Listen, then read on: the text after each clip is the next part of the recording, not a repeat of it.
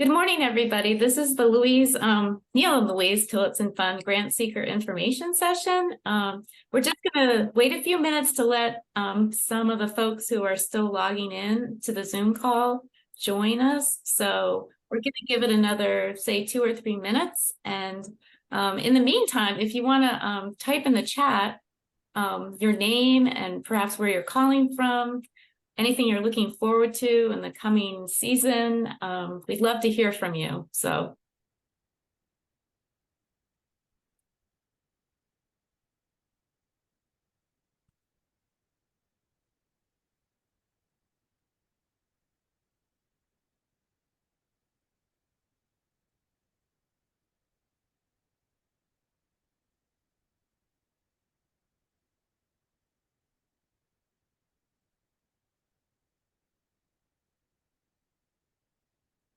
And I hope everyone can see, we have the first slide up on the screen. So, if you are running into any technical challenges, you can certainly type a message in the chat box and we'll try and take care of those as they come up.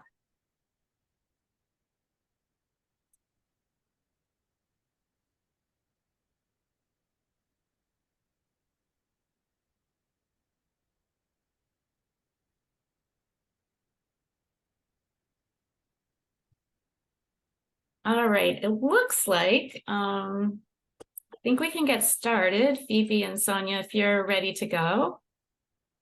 Sure am. Okay, great. So again, good morning, everyone. This is the Neil and Louise Tillotson Fund's Grantseeker information session. We're glad you could join us this morning. My name is Jean Clark, and I'm the Tillotson Funds manager for the Tillotson Fund. And we have about 15 people on the call today from Quebec and Maine, Vermont, and New Hampshire. So again, welcome to the session. We'll be presenting. It usually takes us about 40 to 45 minutes to run through our slides this morning. And then, and feel free to interrupt us as we're going along because, you know, we can get going pretty quickly and it's always good to have a little pause. So again, feel free to jump in. You can raise your hand. You can type something in the chat and we'll try to pick up and answer questions as we go along. But we'll have about 15 minutes at the end to address any further questions that we haven't covered in the presentation. And so it's about 10 o'clock now, so we should be wrapping up at 11.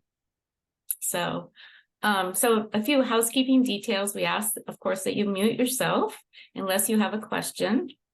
The session is being recorded. So at the end of the session, we will upload the recording to our website with the New Hampshire Charitable Foundation, and we'll also upload the PowerPoint. So you could always refer back, you know, if you've missed something or you want to share it with a colleague, you can go to the website and find all the information you need right there. Just give us about a week because it does take a little time to get those things into the system. I'll also be sending you an email at the end of the session, which will provide links to all of those places that you need to find on the web. So I think we can go to the next slide. So this is just an outline of our agenda for this morning. So we'll be giving you a little overview of the Tillotson Fund, including some of the history, the involvement of Neil and Louise Tillotson in the establishment of the fund, and then our community investment strategy, which has been underway for the last, I think it was started in 2022. So that's our strategic plan, and it will give you the highlights of some of our goals and priorities for the next couple of years. And then we'll be diving in on our grant programs and taking a look at each one of those, talking about the grant criteria, what we look for in a strong proposal, as well as the details, how to apply the application, the questions, deadlines, and all sorts of finer details of our grant making program. And again, at the end, we'll have time for your questions. So I think that covers it for now. And I'm going to turn things over to Sonia, and she'll take the next slide. Well, hi, everybody. Sonia Salante here. I am the director of the Neil and Louise Tillotson Funds. Calling in from my home in Bethlehem, New Hampshire, which is there in the Tillotson Fund region, and really excited to be with you all today.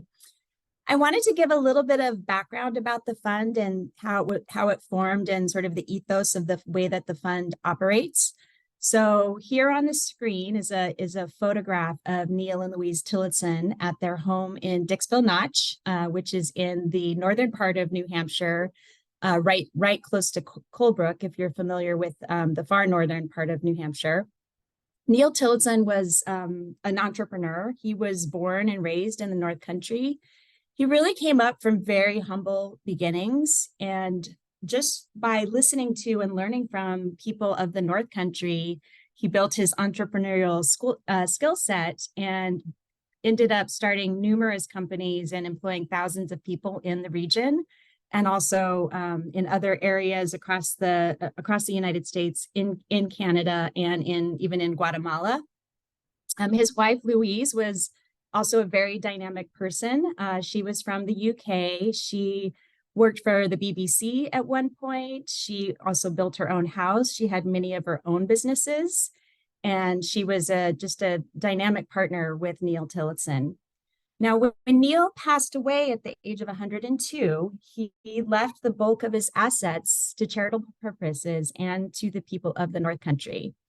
And Louise then worked with a group of trustees that had been helping out with the Tillotson estate to establish the Neil and Louise Tillotson Fund at the New Hampshire Charitable Foundation. It formally launched as a fund at the foundation in 2006. So since that time, the fund has been guided by the philosophies of Neil and Louise Tillotson. And Neil, his ethos was to be humble, be creative, and be kind. And Louise felt it was really important to protect the land and to help the people. Currently, the fund is guided by an advisory committee. It's composed of 15 people, and we have 3 staff that also support the fund. And the advisory committee, 10 of those committee members are from the North Country. They live and work in the North Country, and then 5 of them are original trustees to the fund, so they're lifetime advisors and have deep roots and connections to the North Country. In the spring of 2022, the Tillotson Fund completed and launched its 3rd strategic plan. The plan was informed by regional and national research, as well as hearing from people on the ground in the region about what their goals and priorities and aspirations are. And so this informed our vision, our purpose, and our principles. And I advise you to take a look at that.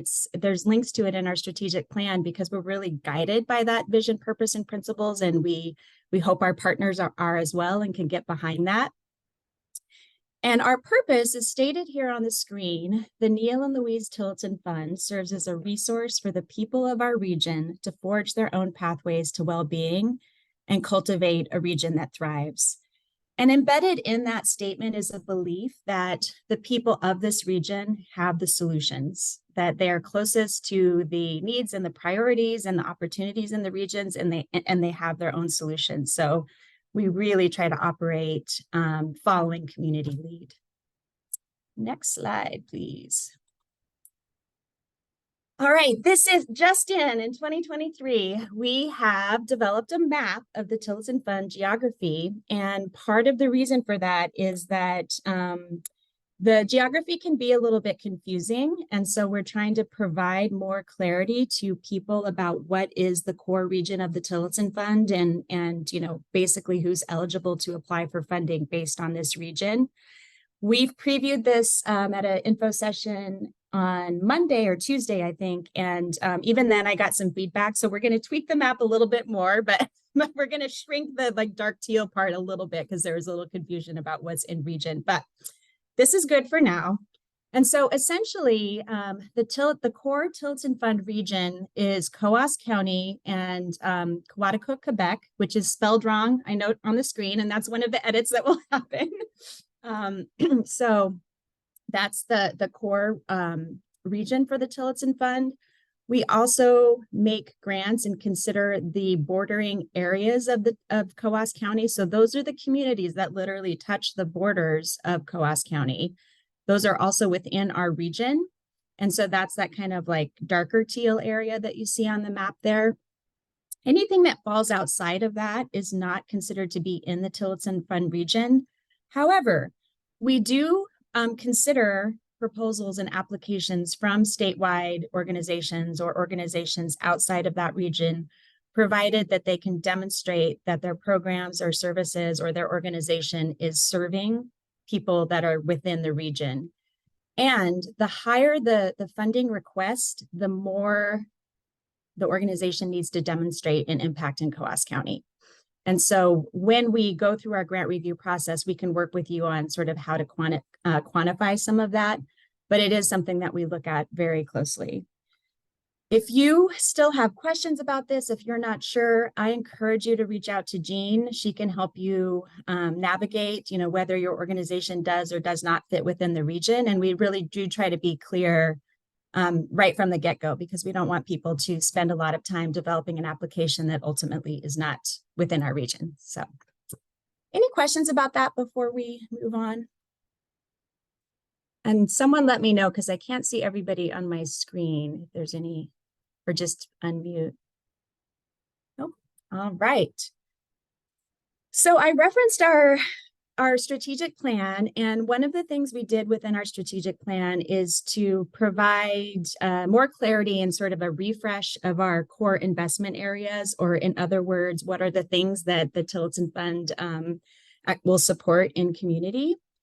And part of this community investment framework also looks at the services that the Tillotson Fund provides beyond financial support. So we really do, as I mentioned earlier, have a commitment to get behind and support community identified and community driven strategies and solutions. So we need to know that community members are asking for these programs and services. And the tools that we employ in order to support local communities is obviously we have grant making. There's also a social impact fund set up at the foundation that can be drawn from to support local community activities. We really believe that the people of the region can advocate for themselves, and when and where that they need support, we're happy to advocate on their behalf. And so we provide resources for advocacy. We love to bring people together, so we host many convenings, and we also believe at working in deep partnership, kind of beyond the check. So serving as someone to bounce ideas off of, sort of navigate, could you introduce me to this partner, or where might other funding resources be? We really welcome those conversations and look forward to working with you in that way. So we do have 4 investment areas. The first is individual and family well-being. The second is a healthy workforce ecosystem. The third is environmental stewardship. And the fourth is resilient communities. And if we go to the next slide, I'll talk a little bit more about what we fund over those 4 areas. So individual and family well-being are programs and services that really support families to meet their basic needs, and also individuals to meet their basic needs across the life spectrum. And we really also want people to be able to thrive. So it's not just stopping at those basic needs services, but what do people of our region really need to thrive and just enjoy and celebrate life. So as part of that, we're very interested in supporting anything that really supports the systems of care around families and promotes collaboration among service providers. So by systems of care, that those things look like projects that support interagency collaboration, things that uplift individualized and strength-based practices, both within an organization and in service to community, increasing cultural competence and diversity and equity and inclusion, knowledge and skills. To do that. Oops, somebody needs to mute. Thanks. And then we really want to, as I've probably said a million times now, want to make sure that services and programs are truly being asked for and driven by the people that they serve. And so we like to see evidence of ensuring that community members that are beneficiaries of services are being served in a way that meets their needs. So the next area is our healthy workforce ecosystem. The Tillotson Fund dabbled for many years in economic development writ large, and we learned that it's such a big topic and really hard to understand where we've actually had impact in economic development. And so we've narrowed that focus to look at the workforce in particular and the ecosystem around the workforce. So similar to the individuals and families, what do people in the workforce need to be able to thrive? And that includes businesses and nonprofits and employees. So any services that help build skills, knowledge, and abilities around being a productive and happy employee and employer. Looking at financial supports to help businesses and community employees to thrive. And then particular supports for the workforce, including access to childcare and as well as housing solutions. So really interested to hear from you on those categories. Environmental stewardship, we recognize that many people live in the North Country and come to the North Country because of the natural resources in this beautiful region that we live in. And so it's really important that we take care of the land and that we take care of the waterways and the wildlife that are part of this region as well. And so really support applications that look for environmental stewardship. Also, we recreate on the land, and we want to support responsible tourism and recreation. Food systems, we all need to eat, and we really believe in local food systems and making sure everybody has access to healthy, sustainable foods. And then we've invested for years in clean energy, energy efficiency, and green building techniques, and also climate smart forestry solutions.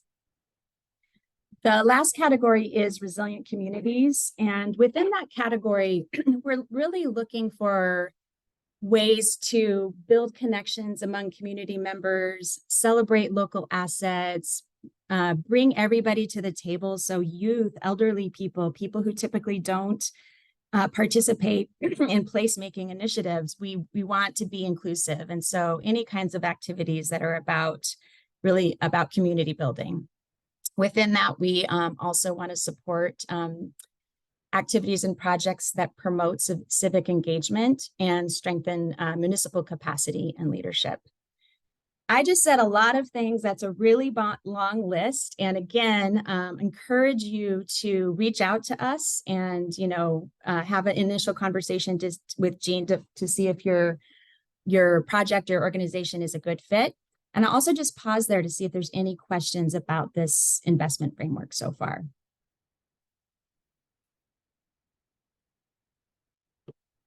All right, looks like we're ready to move forward. Thanks.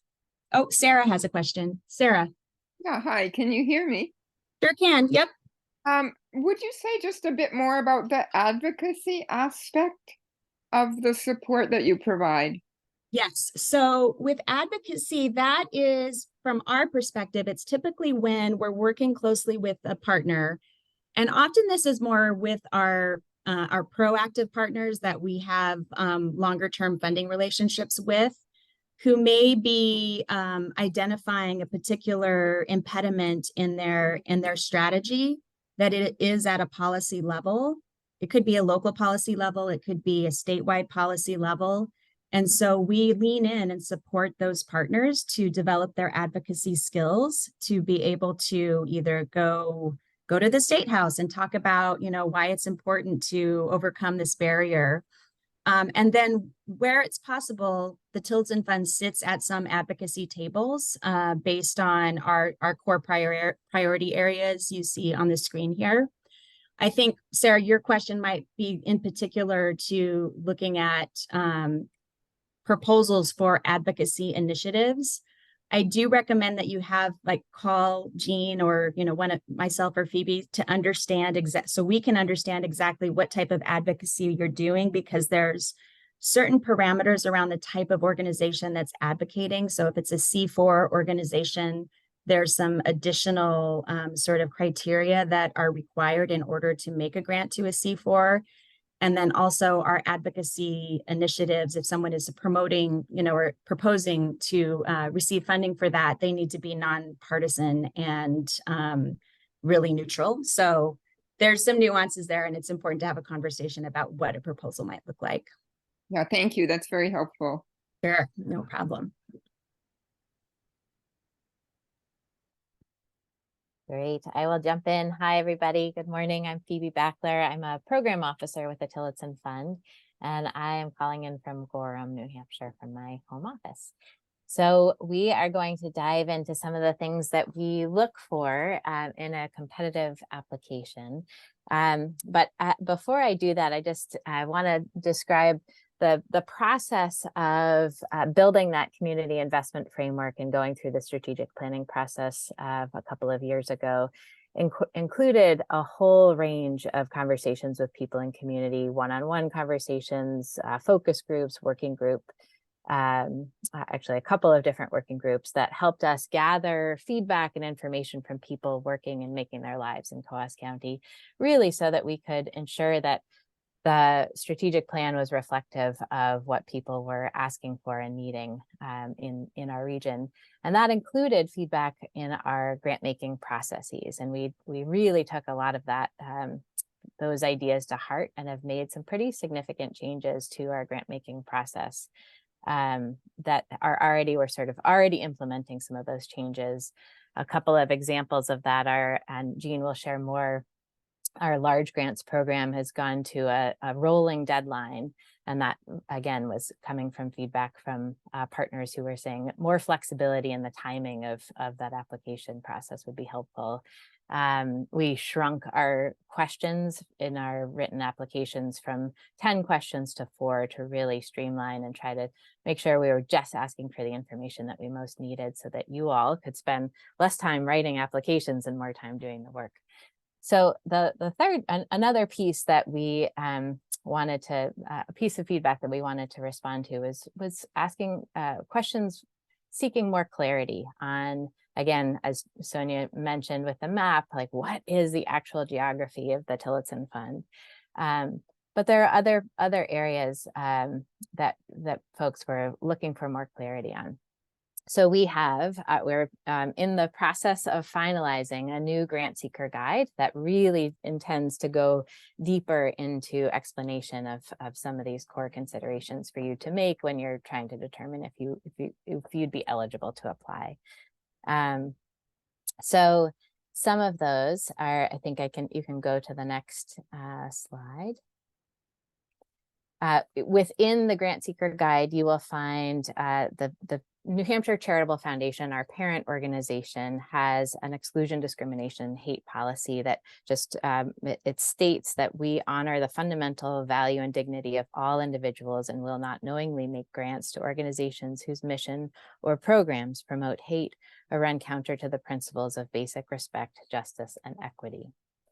The Grantseeker guide also incorporates or includes more specific guidance for if you're applying from a school or a school district, if you're applying from a municipal agency or county or state related agency. There's some specific guidance in there in terms of what we will fund and what really falls outside of the parameters of what philanthropy generally can support. And I think a general rule of thumb is anything that's related to the operation of a school, so curriculum development, staffing, if there's like a physical infrastructure project that you're looking to support, that really falls outside of what the Neil and Louise Tillotson Fund could support. Whereas if you had an after-school program or an extracurricular activity, that falls more within an area that we have historically funded and we would continue to consider. So if you're connected to a school, please reach out. You're going to hear this refrain many times over the course of the next several, half hour. Just reach out to us so we can clarify and ask you questions and get more information. Same with municipal agencies or county or state agencies. If you are applying from one of those, anything that sort of, again, falls into the general operations of that agency would fall outside of our of what we would fund. If it's a one-time investment, with municipalities, things like local libraries, if there's a specific project that's related to that, that's something that we would consider. So again, there's some nuance there that is described more fully in the Grantseeker guide. This guide will come out in the next couple of weeks, so keep an eye out for that and you can read more closely.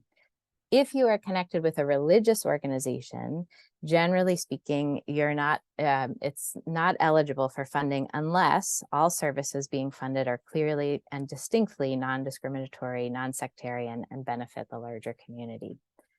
So you can go to the next slide. So in this Grantseeker guide, and in this session today, a lot of people are looking for information on how to write a competitive application. And we want you to write a competitive application. We're hoping to receive as many really strong requests for interesting work happening in our region.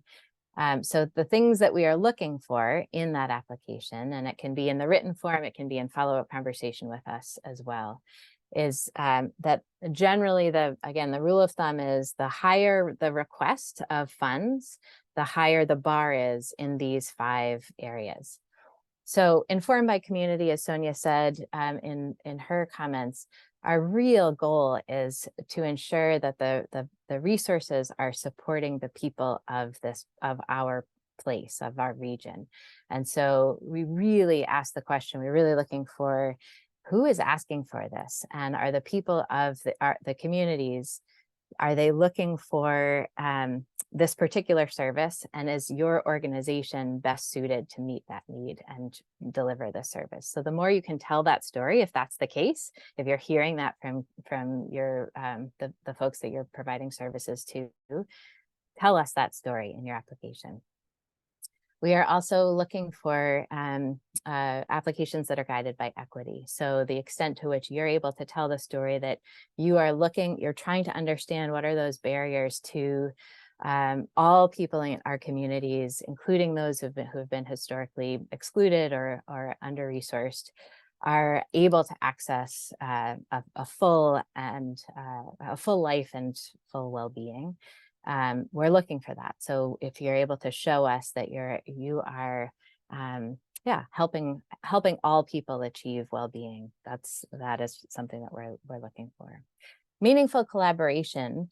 I think it's fair to say that sometimes organizations apply and they have a list of organizations that they partner with, but then on further exploration, it's not clear that there's a really deep partnership that's already established.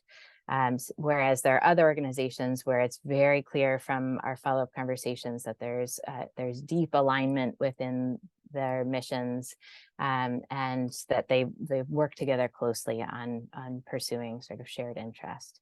So the extent to which you're able to show that you have these deep partnerships, that's really something we value and look for. In terms of measurable impact, we're looking for organizations that have really well thought through the strategy that they're seeking to implement, and they have a plan in place for how they will track, whether through data and also just sort of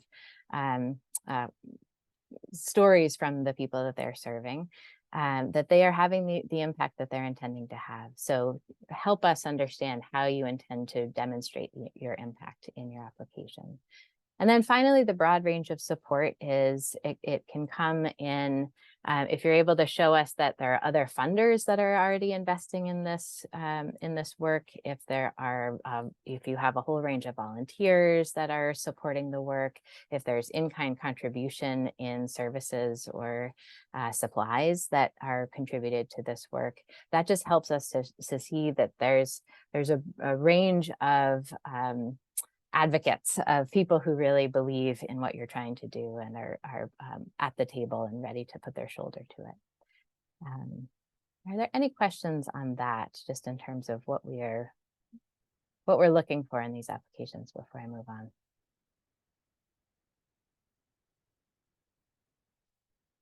Sarah, I'm seeing your hand is still up, and I'm wondering if that was from a previous conversation or question to Sonia. Just want to make sure I'm not missing something. Oh, okay, great. Okay, you can move to the next slide. Wonderful. So we do offer different types of support. So we have been trying to encourage organizations to move more towards general operating support requests and multi-year if that is needed. And the reason for that is it just offers you all more flexibility in how the resources are deployed. And so what we've found, certainly through COVID, but as you know, organizations that we work with have changes that happen, staffing changes, or just life happens, that when they have to come back and sort of explain the whole context and where things are changing and fill out a change of grant purpose request, it just slows down their process. So by applying for operating support, it just offers you more discretion in how you're using those resources. And generally speaking, we haven't shared this guidance historically, but really what we're looking for is with those general operating support requests that that they do not exceed 30% of your general operating budget. And so, and then also for those organizations that are working statewide or in a broader region, it helps us a lot if you can extrapolate out what are the costs of running your program specifically in the Tillotson Fund geography, and then looking for, we'd be looking for requests no more than 30% of that specific, of running the programming in this region. We can go to the next slide. We also we also do have project requests that come in all the time, and so if you have a specific activity or just something that's more discrete that you want to apply for, that's more than okay, and so it can be a 1 to 3 year request with that. And then finally, we have organizations do apply for capital requests as well. And we have some more specific criteria that we look for with those capital requests.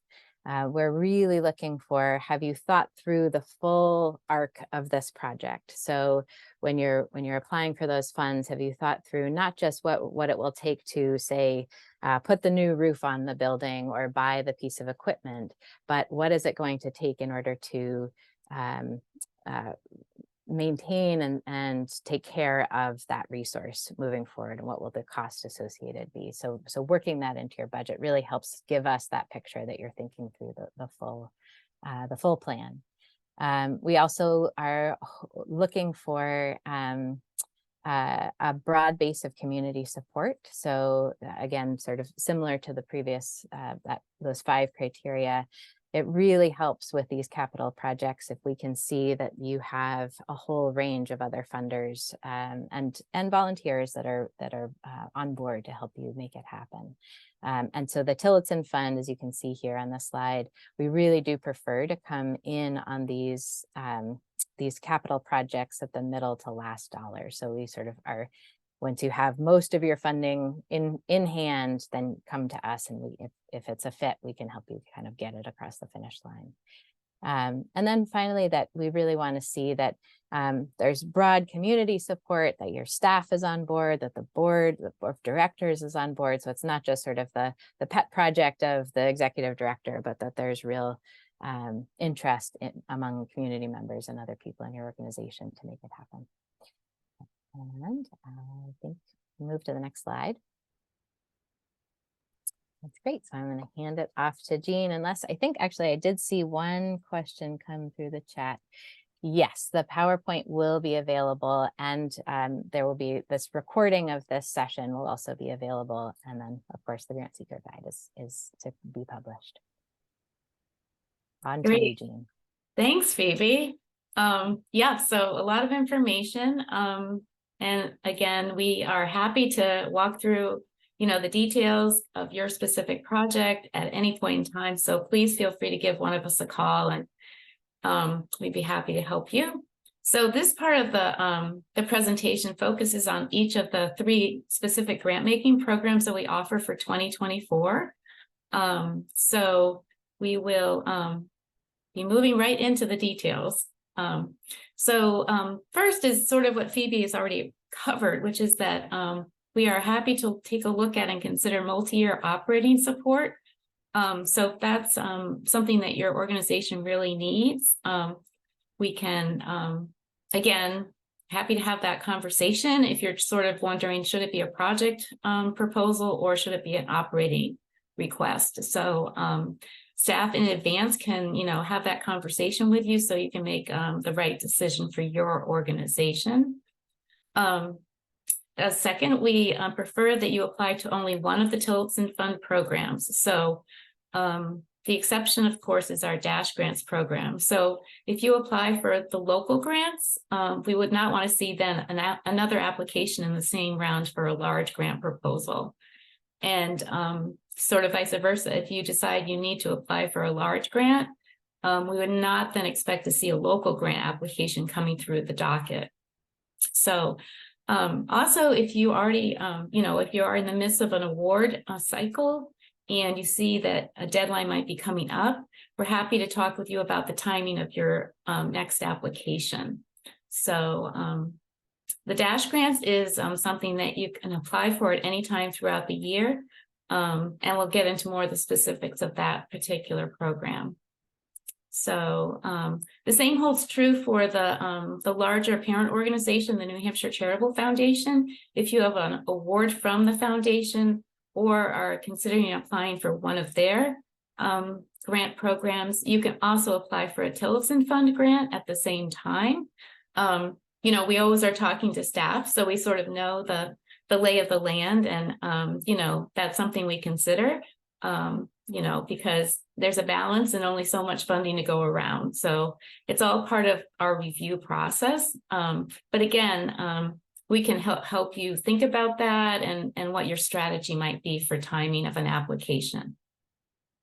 So we always like to repeat that we love to hear from folks, and we're happy to help in any way that we can. So another piece, the last piece here on this slide is sometimes folks ask us, well, what are you, looking at, what's being awarded? So we do have a list of those awards right now on the website. It's from 2022.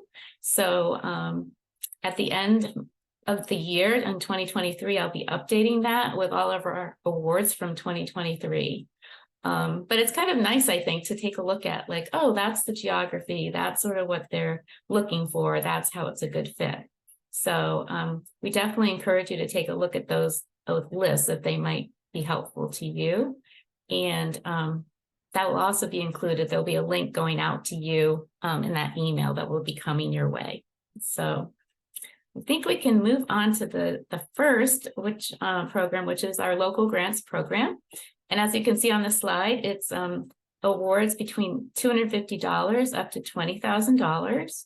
Most of the awards that we see coming through are of 1 year, but we do consider awards to from 2 to 3 years. So the limit would be 3 years. And also important to know that the total request would be up to $20,000. So if you're making a request for a 3-year proposal, we would not see 1 year being 20 and then the next and the next up to 60.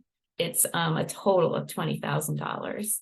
And in 2024, the 2 deadlines we have for this year are January 18th and July 18th. Our portal doesn't open until January 4th, so you can't actually log into the GrantSource system just yet and find the local grants program. You can still, take a look at the questions and start to formulate your answers. And we always do suggest that you keep a Word document with all of your answers just in case. So you have that to refer back to. But when January 4th comes, the docket will open up and you can, cut and paste from the Word document into the application and then submit your application. So that is our local grants program. Some things you need to know as far as our process goes is that this year we're having a team from the New Hampshire Charitable Foundation staff. It'll include myself and 2 other individuals. They'll be reviewing all of the proposals that come through the door. and then making award and decline recommendations to our Tillotson Fund Advisory Committee. So a little bit different from the past, which is where we had members of our local grants committee sitting down and making those award and decline decisions. We're sort of taking a look at the program. So there may be some changes in 2025, but for now in 2024, we're just having staff take a look at those applications. But they'll be using the same criteria and goals and priorities as in the past. So that hasn't changed. Again, the final approvals are done by our advisory committee. And sometimes folks ask, how many proposals do we see typically coming through the door? It does vary quite a lot, but I would say that we're seeing between 25 and 30 proposals in a round. So in January, we'll see 25 to 30 proposals, and we'll probably be awarding between 15 and 18 of those. So just gives you a sense of like I guess the competitive nature of the program itself. So I think that's it for our local grants program. So now we'll talk about our large grants program. And again, you can see from the slide, it's a range from $20,001 up to $300,000. With this program, because it's a larger amount, we sometimes see requests coming in for up to 3 years. That would be the limit.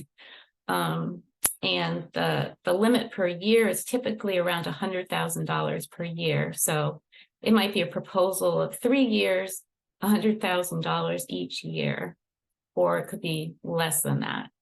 Sometimes we see a little variation in the dollar amount. We want to make sure it fits your organization. But again, you can talk with staff and we can walk through how that might look.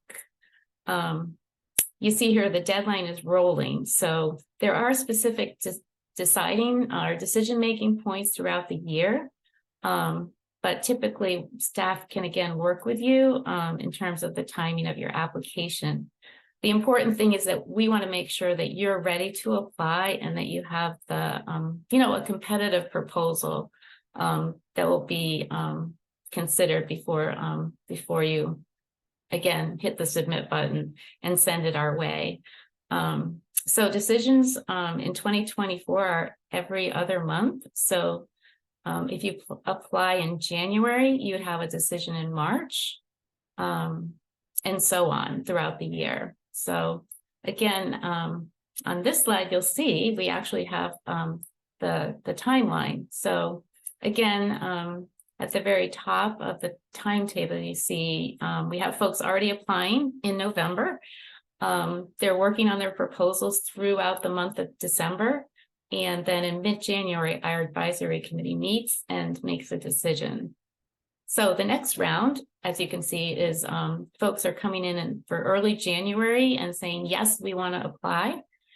They work with the grant reviewer until the middle to end of February. They hit submit, and then a decision is made in mid-March by the committee. Sometimes in that process of going through a grant review, organizations decide, I don't think we're quite ready for this round. And so we certainly can sort of bump you down to the next decision-making point. There's no penalty for that because, again, we want to make sure you're ready to apply and in a good position.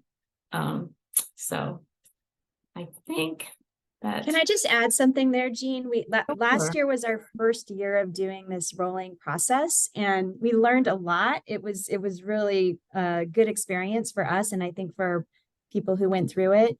One of those things about making sure you're ready to apply is that we did have a few applicants that would kind of try to come in at each point. The same applicant would be like, I think I'm ready now, and then they wouldn't be ready, and then they would come in at the next point. And so that's really a lot of work for our grant reviewers. And so we do work with you early on to be very clear about what we would need to see in the application to really advance. And we just request that when you do consider deferring, that you make sure that all of those points are addressed. And we have actually started this year, we'll be starting to kind of do an early decline process where you wouldn't be invited if we felt that it really wasn't a good fit for the fund. So just want, again, like in the spirit of being better stewards of the resources and more clear with our partners, we will be giving that information hopefully in a productive and clear way. Yeah, thanks, Sonia. That's great. And so the process more specifically is for the large grant is that, oh, sorry, we're back one slide, but so we really didn't talk about the step by step, but the first step you want to make if you are thinking about a large grant proposal is to give me a call. We'll have probably a 15-minute conversation, just outlining your project or operating support, what you're thinking about in terms of a budget, the length, 1 to 3 years, and then a way to get back in touch. So I take that information. We meet as a team with our staff, Phoebe, Sonia, and I, plus we have 2 or 3 grant reviewers, and we assign your organization to one of those grant reviewers. They then reach back out to you. They send a template with the 4 questions that you'll need to answer. And there's a back and forth over the next 4 to 6 weeks, working on those answers. The grant reviewer will speak to any gaps that they might see in information, and then they'll sort of give you the go-ahead, yes, you're ready to submit your application.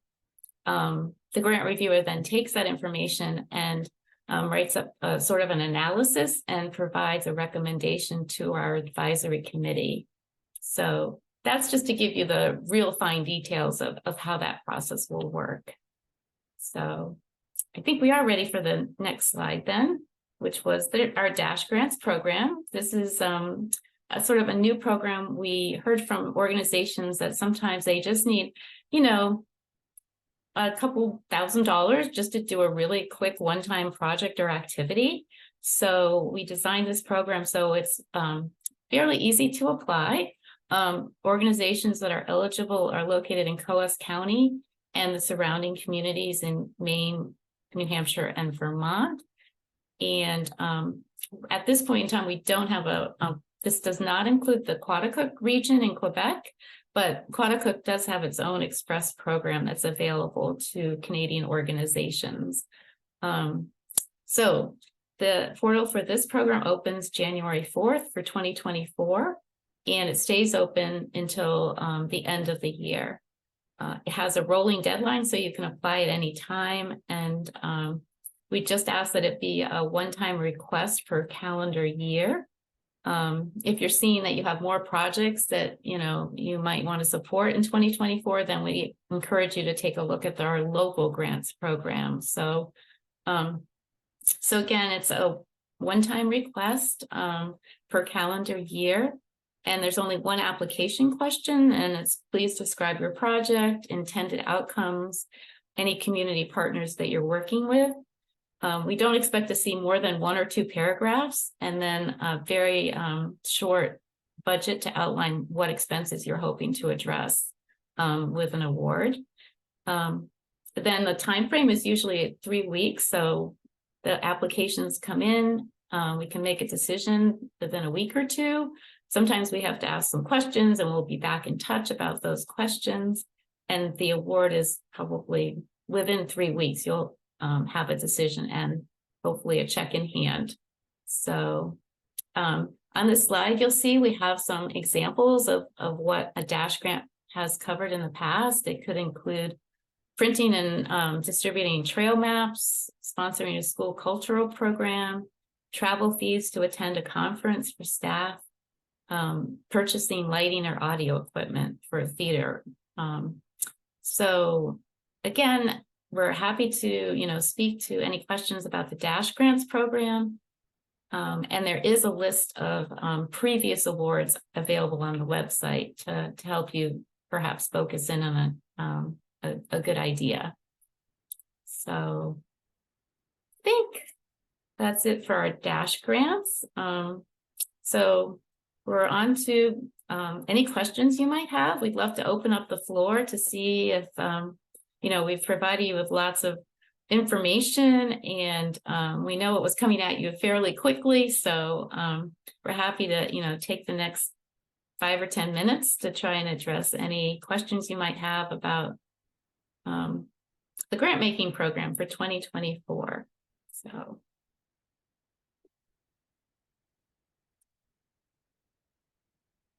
And if you don't have any questions right now and you want to just reach out to us, we're happy to answer individual questions following this session. You can reach out to us via phone or email, but we appreciate your participation and look forward to partnering with you on future projects and activities. So, yeah. Phoebe or Sonia, do you have anything you'd like to add or anything that I might